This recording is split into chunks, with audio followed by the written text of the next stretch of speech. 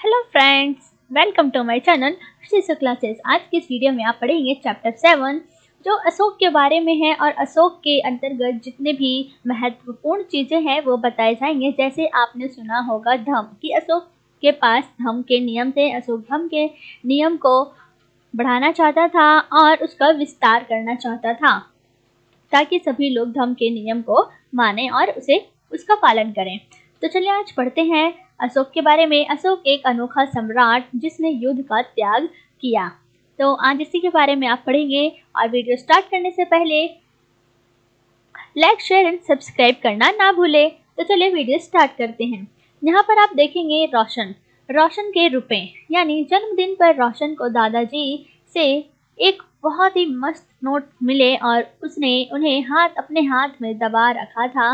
उसे एक नया सीडी खरीदने का बहुत मन था, लेकिन साथ ही वह बिल्कुल नए कपड़े, नए कड़क नोटों को देखना और छूकर महसूस करना चाहती थी। तभी उसने पाया कि सभी नोटों में दाहिनी तरफ गांधी जी का मुस्कुराता चेहरा बना हुआ था और बाईं तरफ छोटे छोटे शेर चित्रित थे।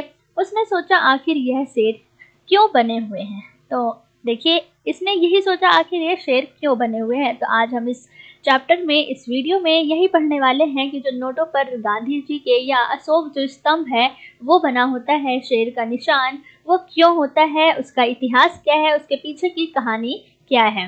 तो चलिए स्टार्ट करते हैं आगे। जैसा कि आप देखेंगे पहला हेडिंग है एक बहुत बड़ा राज्य और एक साम्राज्य।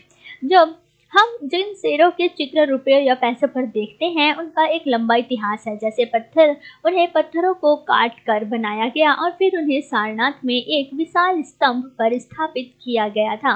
यानी जो ये शेर बना हुआ है इसे सारनाथ में एक स्तंभ पर स्थापित किया गया है और वो जो स्तंभ पर स्थापित किया गया है वो पत्थरों को काट कर बनाया गया। और इस विषय में आपने पिछले चैप्टर में भी पढ़ा होगा, अगर नहीं पढ़ा तो आप उस चैप्टर को भी जाकर देख सकते हैं। इतिहास के महानतम महाराजाओं में से एक अशोक के निर्देश पर इसके जैसे बहुत सारे स्तंभों और पत्थरों पर अभिलेख उत्कीर्ण किए गए। और इसके पहले कि हम यह जानें कि इन अभिलेखों में क्या लिखा है, ये समझने की कोशिश करें कि उनके राज्य को साम्राज्य क्यों कहा जाता है। तो आज हम यही पढ़ेंगे कि आखिर वे राज्य साम्राज्य में कैसे परिवर्तित हो गए। तो चलिए स्टार्ट करते हैं। जैसे अशोक के बारे में अभी तक आपने इतना देखा कि उसने युद्ध को त्याग दिया था। तो क्यों त्यागा, उसके पीछे की क्या रीजन है ये देखेंगे। अशोक जिस साम्राज्य पर शासन करते थे उसकी स्थापना उनके दादा चंद्रगुप्त, यानी अशोक के दादा चंद्रगुप्त मौर्य ने लगभग 2300 साल पहले की थी। और चाणक्य या कौटिल्य नाम के एक बुद्धिमान व्यक्ति ने चंद्रगुप्त की सहायता उस समय की। और चाणक्य के कई विचार हमें अर्थशास्त्र नाम की किताब में भी आप देखते हैं, आपको मिले होंगे। वंश, यानी यहाँ पर वंश का भी एक ब्यौरा दे रखा है कि कैसे चंद्रगुप्त उसका बेटा था और बिंदुसार का पुत्र अशोक, यानी चंद्रगुप्त दादा, उसके बेटे बिंदुसार और बिंदुसार का बेटा अशोक। तभी तो अशोक के दादा चंद्रगुप्त को माना गया, चंद्रगुप्त मौर्य को। जब एक परिवार के कई सदस्य एक के बाद एक राजा बनते हैं तो उन्हें ही वंश कहा जाता है। तो ये था आपका वंश का डेफिनेशन। साम्राज्य में बहुत से नगर थे और इनमें साम्राज्य की राजधानी पाटलिपुत्र, उज्जैन और तक्षशिला जैसे नगर प्रमुख थे। इसलिए यहाँ तक्षशिला उत्तर पश्चिमी और मध्य एशिया के लिए आने जाने का मार्ग था। दूसरी तरफ उज्जैन उत्तरी भारत से दक्षिणी भारत जाने वाले रास्ते में पड़ता था। शायद नगरों में व्यापारी, सरकारी अधिकारी और शिल्पकार रहा करते थे और साम्राज्य के बहुत बड़े क्षेत्रों में किसानों और पशुपालकों के गांव बसे हुए थे। मध्य भारत जैसे इलाकों में ज्यादातर हिस्सा जंगलों से भरा हुआ था और वहां पर लोग फल फूल का संग्रहण और जानवरों का शिकार करके जीविका चलाते थे। तो ये थे इनके जीविका चलाने के तरीके। और साम्राज्य के अलग अलग इलाकों में लोग भिन्न भिन्न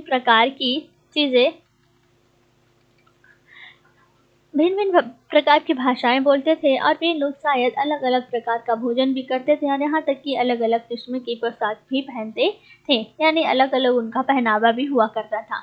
अब बात करते हैं राज्य साम्राज्य में कैसे भिन्न हुआ। तो ये था ऊपर का कि वहाँ लोग रहते कैसे थे, क्या उनके कार्य थे। अब ये जो राज्य थे वो साम्राज्य में कैसे परिवर्तित हो गए। तो जो साम्राज्य राज्य से बड़े होते थे इसलिए उनकी रक्षा के लिए बड़ी सेनाओं की जरूरत होती थी और इसलिए सम्राटों को राजाओं की तुलना में ज्यादा संसाधनों की जरूरत भी होती है। और इसी कारण उन्हें बड़ी संख्या में इकट्ठा करने वाले अधिकारियों की जरूरत भी होती थी। तो साम्राज्य इस तरह से बने और साम्राज्य का प्रशासन क्या था? तो मौर्य साम्राज्य बहुत बड़ा था और इसीलिए अलग अलग हिस्सों पर अलग अलग ढंग से शासन किया जाता था और पाटलिपुत्र उसके और उसके आसपास के इलाकों पर सम्राट सम्राट का सीधा नियंत्रण रहता था। और इसका मतलब यह हुआ कि इस इलाके के गांवों और शहरों के किसानों, पशुपालकों, शिल्पकारों और व्यापारियों से इकट्ठा कर जो टैक्स इकट्ठा करने के लिए राजा अधिकारियों की नियुक्ति करता था, वो राजा के आदेशों का उल्लंघन करते थे और अधिकारी उनको सजा भी देते थे। इनमें से बहुत से अधिकारियों को वेतन भी दिया जाता था। संदेशवाहक एक जगह से दूसरी जगह घूमते थे। इनमें एक संदेशवाहक का भी नाम है, जो एक जगह से दूसरी जगह जाकर उनका संदेश देना काम होता था और राजा के जासूस अधिकारियों के कार्यकलाप पर नजर रखते थे। और इन सब के ऊपर सम्राट था, जो राज परिवार एवं वरिष्ठ मंत्रियों की सहायता से सब पर नियंत्रण रखता था। और मौर्य साम्राज्य के भीतर बहुत से छोटे क्षेत्र या प्रांत थे। इन पर तक्षशिला या उज्जैन जैसी प्रांतीय राजधानियों से शासन किया जाता था और कुछ हद तक पाटलिपुत्र से इन क्षेत्रों पर नियंत्रण रखा जाता था और अक्सर राजकुमारों को वहां का राज्यपाल, गवर्नर बनाकर भेजा जाता था। लेकिन ऐसा लगता है कि इन जगहों पर स्थानीय परंपराओं और नियमों को ही माना जाता था। यानी इन सारी चीज़ों को पढ़ते हुए इन्हें लास्ट में यही समझ आता है कि यहाँ पर स्थानीय यानी उस स्थान पर रहने वाले लोगों के अनुसार ही परंपराओं का पालन किया जाता था। और प्रादेशिक केंद्रों के बीच विस्तृत क्षेत्र थे। इनके इलाकों में मौर्य शासक सिर्फ मार्गों और नदियों पर नियंत्रण रखने की कोशिश करते थे, जो कि आवागमन के लिए महत्वपूर्ण थे। और यहाँ से उन्हें जो भी संसाधन कर और भेंट के रूप में मिलते थे, उसे इकट्ठा किया जाता था। और उदाहरण के लिए आप देखेंगे अर्थशास्त्र में यह लिखा है कि उत्तर पश्चिमी कंबल के लिए और दक्षिण भारत सोने और कीमती पत्थरों के लिए प्रसिद्ध है। और संभवतः इसकी संसाधन नजराने के रूप में इकट्ठे किए जाते थे। नजराना, अब नजराना होता क्या है? नजराना जहाँ कर नियमित ढंग से इकट्ठे किए जाते थे, वही नजराना अनियमित रूप से जब भी संभव हो इकट्ठा किया जाता था। ऐसे नजराने विविध पदार्थों के रूप में प्राय ऐसे लोगों से लिए जाते थे जो स्वेच्छा से इसे देते थे। यानी नजराना यानी कर कोई जरूरी जैसी चीजें नहीं थी, वे अपनी इच्छा से दे सकते थे। और अब बात करते हैं राजधानी में सम्राट। मेगास्थनीज चंद्रगुप्त के दरबार में पश्चिमी एशिया की यूनानी राजा सेल्यूकस निकेटर का राजदूत था। और मेगास्थनीज ने जो कुछ देखा उसका विवरण यहाँ पे उसने दिया है। जैसे यहाँ हम उसके विवरण का एक अंश दे रहे हैं। सम्राट का जनता के सामने आने के अवसरों पर शोभा यात्रा के रूप में जश्न मनाया जाता है और उन्हें एक सोने की पालकी में ले जाया जाता है और उनके अंगरक्षक सोने और चांदी से अलंकृत हाथियों पर सवार रहते हैं। कुछ अंगरक्षक पेड़ों को लेकर चलते हैं और इन पेड़ों पर प्रशिक्षित तोतों का एक झुंड भी होता है, जो सम्राट के सिर के चारों चक्कर लगाता रहता है। और राजा सामान्यतः हथियारबंद महिलाओं से घिरे होते हैं। वे हमेशा इस बात से डरे रहते हैं कि कहीं कोई उनकी हत्या करने की कोशिश ना कर दे। और उनके खाना खाने से पहले खास नौकर उस खाने को चखते भी हैं। उसे लगातार दो रात ही एक कमरे में वे सो सकते हैं। यानी यहाँ पे बताया गया है कि अगर उन्हें सोना है, विश्राम करना है, तो वो केवल उस कमरे में 2 ही दिन सो सकते हैं। बाकी के टाइम उन्हें ऐसे ही कमरा बदल बदल के सोना पड़ता था। अब बात करते हैं पाटलिपुत्र, जो आज के टाइम पे पटना के नाम से जाना जाता है। और यह एक विशाल और खूबसूरत नगर है। इसकी विशेषता है यह एक विशाल प्राचीर से घिरा हुआ है। यानी आसपास की चीजें प्राचीन काल की है और जिसमें 570 बुर्ज और 64 द्वार हैं। 2 और 3 मंजिल वाले घर लकड़ी और कच्ची ईंटों से बने हैं। राजा का महल भी काठ से बना है, जिसे पत्थर की नक्काशी से अलंकृत किया गया है। यह चारों तरफ से उद्यानों और चिड़ियों के लिए बने बसेरों से घिरा है। और अंत में जंगल वाले इलाके आते हैं। वहां रहने वाले लोग काफी हद तक स्वतंत्र थे। उनसे यह उम्मीद की जाती थी कि वे मौर्य पदाधिकारियों को हाथी, लकड़ी, मधु और मोम जैसी चीजें लाकर दें। आपने अभी तक ये देखा कि राज्य साम्राज्य में कैसे परिवर्तित हुआ। अब बात करेंगे अशोक एक अनोखा साम्राज्य कैसे हैं। तो देखिए, अशोक मौर्य साम्राज्य मौर्य वंश के सबसे प्रसिद्ध शासक थे। वह ऐसे पहले शासक थे जिन्होंने अभिलेखों द्वारा जनता तक अपने संदेश पहुंचाने की कोशिश की, और अशोक के ज़्यादातर अभिलेख प्राकृतिक भाषा और ब्राह्मी लिपि में लिखी गई है। तो ये थे यहाँ पे मेन पॉइंट्स भाषाओं को लेकर। अब यहाँ पे आया है कलिंग युद्ध का वर्णन करता हुआ अशोक का अभिलेख। अब यहाँ पर वो अपने युद्ध के बारे में बताता है, जैसे कि आपने स्टार्टिंग में पढ़ा था कि आखिर उसने युद्ध को क्यों त्याग दिया। तो वह कहता है अशोक कि राजा बनने के 8 साल बाद मैंने कलिंग विजय की। लगभग 1.5 लाख लोग बंदी बना लिए गए, 1 लाख से भी ज्यादा लोग मारे गए। इससे मुझे अपार दुख है। क्यों? जब किसी स्वतंत्र देश को जीता जाता है तो लाखों लोग मारे जाते हैं और बहुत सारे बंदी बनाए जाते हैं। इसमें ब्राह्मण और श्रमण भी मारे जाते हैं। जो लोग अपने सगे संबंधियों और मित्रों को बहुत प्यार करते हैं तथा दासों और मृतकों के प्रति दयावान होते हैं, वे लोग भी युद्ध में या अपने प्रियजनों को भी खो देते हैं। इसलिए मुझे पश्चाताप हो रहा है कि जब मैंने धर्म पालन करने एवं दूसरों को इसकी शिक्षा देने का निश्चय किया। मैं मानता हूँ कि धर्म के माध्यम से लोगों का दिल जीतना बलपूर्वक विजय पाने से ज्यादा अच्छा है। मैं यह अभिलेख भविष्य के लिए एक संदेश के रूप में इसलिए उत्कीर्ण कर रहा हूँ कि मेरे बाद मेरे बेटे और पोते भी युद्ध ना करें। तो ये था कारण अशोक के पास था कि वह युद्ध को त्याग सके। अब बात करेंगे अशोक का कलिंग युद्ध, यानी कलिंग तटवर्ती उड़ीसा का एक प्राचीन नाम है। अशोक ने कलिंग को जीतने के लिए एक युद्ध लड़ा, लेकिन युद्ध जनित हिंसा और खून खराबा देखकर उन्हें वितृष्णा हो गए। उन्होंने निर्णय लिया कि वे भविष्य में कभी युद्ध नहीं करेगा। और अशोक का धर्म देखिए यहाँ पर बताया गया है इसके बारे में पूरा का पूरा।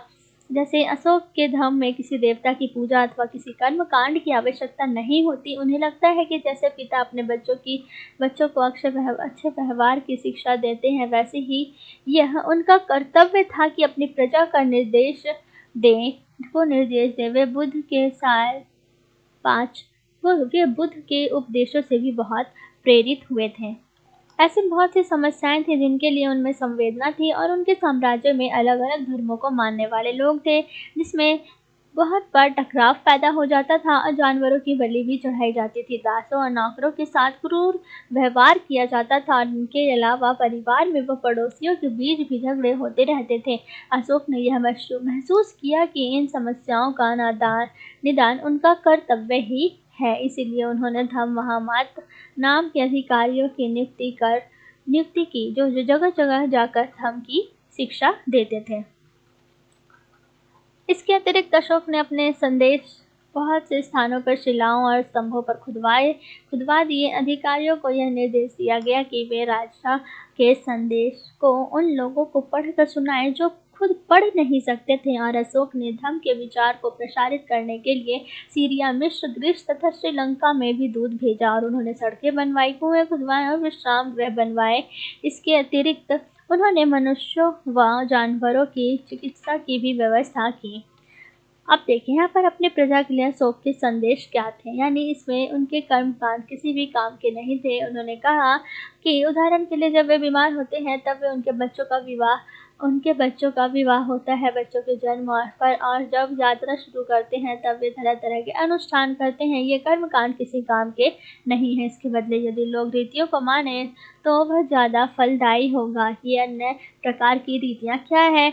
ये है अपने दासों और नौकरों के साथ अच्छा व्यवहार करना, बड़ों का आदर करना, सभी जीवों पर दया करना, और ब्राह्मणों तथा श्रमणों को दान देना। तो ये थे अशोक के नियम, जिसमें आपने अभी तक देखा। और आगे अपने धर्म की प्रशंसा या दूसरे धर्म की निंदा करना, दोनों ही बातें गलत है। हर किसी को दूसरे धर्म का आदर करना चाहिए। यदि कोई अपने धर्म की बड़ाई और दूसरे धर्म की बुराई करता है तो वह वास्तव में अपने धर्म को ज्यादा नुकसान पहुंचा रहा है। और इसीलिए हर किसी को दूसरे के धर्म के प्रमुख विश्वासों को समझने की कोशिश करते हुए उसका आदर करना चाहिए। अब देखिए अब आप देखेंगे यहाँ पर चीन की दीवार मौर्य साम्राज्य के उभरने से थोड़ा पहले 2400 वर्ष पहले चीन में सम्राटों ने चीन की दीवार का निर्माण शुरू किया और इसको बनने का उद्देश्य उत्तरी सीमा को पशुपालक लोगों से रक्षा करना था और अगले 2000 वर्षों तक इस दीवार का निर्माण कार्य चलाता था, क्योंकि साम्राज्य की सीमाएं बदलती रहती थी और यह दीवार लगभग 6400 किलोमीटर लंबी है तथा पत्थर एवं ईंट बनी है और इसकी ऊपरी सतह पर सड़क जैसी चौड़ी है। इस दीवार को बनाने के लिए हजारों लोगों को काम करना पड़ता और हर एक 100 से 200 मीटर की दूरी पर इस पर निगरानी के लिए बुर्ज बने हुए थे और पड़ोसी देशों के प्रत्येक अशोक का रवैया चीन सम्राटों के सब पर कैसे भिन्न था। यानी अगर वहाँ पर आप देखेंगे कि कैसे ये चीज़ें हुई और ये चैप्टर आपका यहाँ पे अभी कंप्लीट होता है। अगर आपको ये वीडियो अच्छी लगी हो तो इसे लाइक शेयर एंड सब्सक्राइब करना बिल्कुल ना भूलें। Thanks for watching this video and stay happy, stay safe and stay blessed.